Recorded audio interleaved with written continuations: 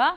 लेकिन इसी बीच एक बड़ी जानकारी सामने आ रही है, क्योंकि यहाँ पर बहुत सारे एंगल्स जो हैं अभी देखे जा रहे हैं। जो प्रतिक्रियाएं आ रही हैं वो भी महत्वपूर्ण है। सीज फायर के दावे के बाद ट्रंप ने कहा कि युद्ध विराम हमेशा के लिए रहेगा, और इसी के साथ जंग के बीच अमेरिकी राष्ट्रपति ट्रंप ने बड़ा दावा किया।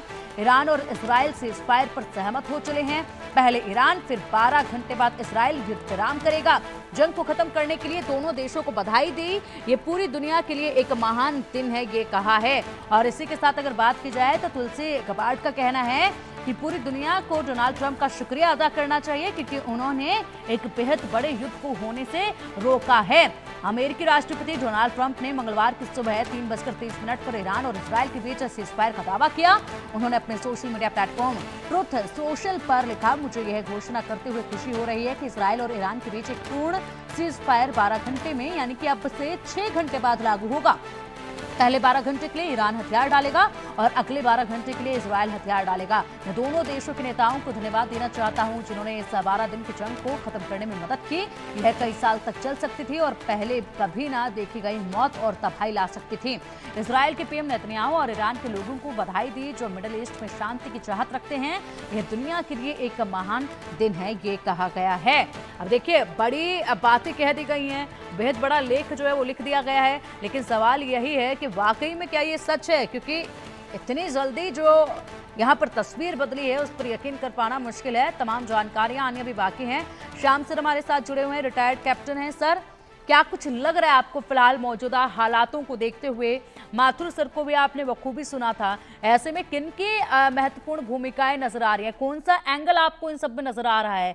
डोनाल्ड ट्रंप पलट सकते हैं, ये हम भी मानते हैं, लेकिन ईरान ने भी अब कह दिया कि हाँ, हम जो है सहमत हैं समझौते से। एक नया बयान जो है ईरान की तरफ से भी आ गया। पहले सहमति नहीं जता रहे थे, कह रहे थे कि नहीं हुआ है ऐसा, लेकिन अब वो सहमति जता रहे हैं। जय हिंद शनोवर्णा, धन्यवाद पिंकी। देखिए, 3 शब्दों में कहूं सीधा सीधा तो दंभ, दंड और द्वंद। फिर से कहता हूं, दंभ, दंड और द्वंद, इन तीनों की लड़ाई चल रही है।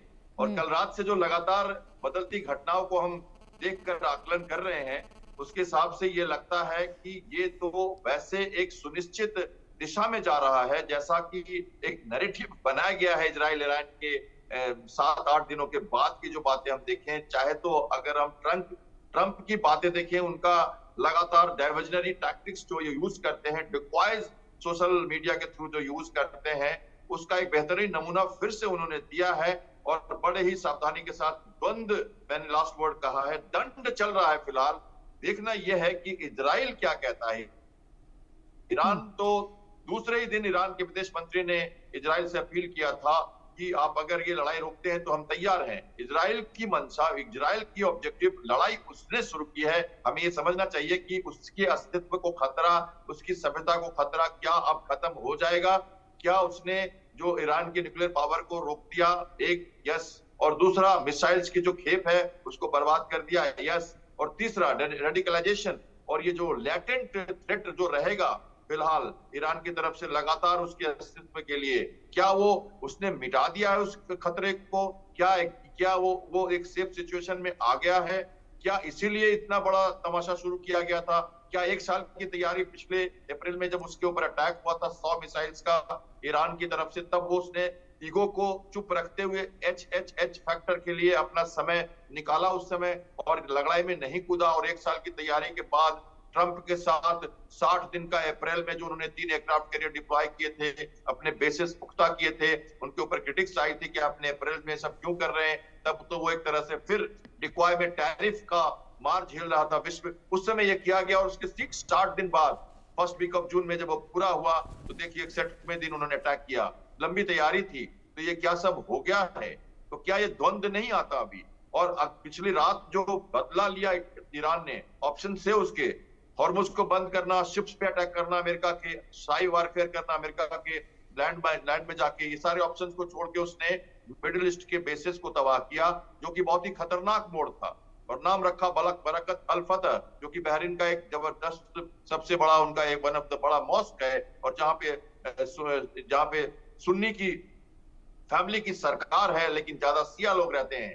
तो एक रिलीजियस ग्राउंड देके ईरान ने मारा जरूर, लेकिन सोवरेन स्टेट पे मारा, और उसका कतार ने जवाब दिया। जो हमने आकलन में पहले कहा था, यही होने वाला है कि बेसिस जो है वो सोवरेन स्टेट्स के अंदर है और उनको उसने एक्चुअली तबाही की। और इसके ऊपर ये बड़ा पत्ता था ईरान का, और उसके ऊपर अमेरिका के राष्ट्रपति को रात को मीटिंग करनी पड़ी, क्योंकि ये, और उन्होंने रिस्ट्रेन दिखाया। ये मैंने कल ये डिस्कशंस में हमने ये इसके बारे में बात की थी कि उनको बहुत मुश्किल होगी अगर ये नया फ्लैंक खोला है ईरान ने। इजराइल चुप है, इजराइल तो मारने की स्थिति में है, क्योंकि उसे बहती गंगा में और हाथ धोना है।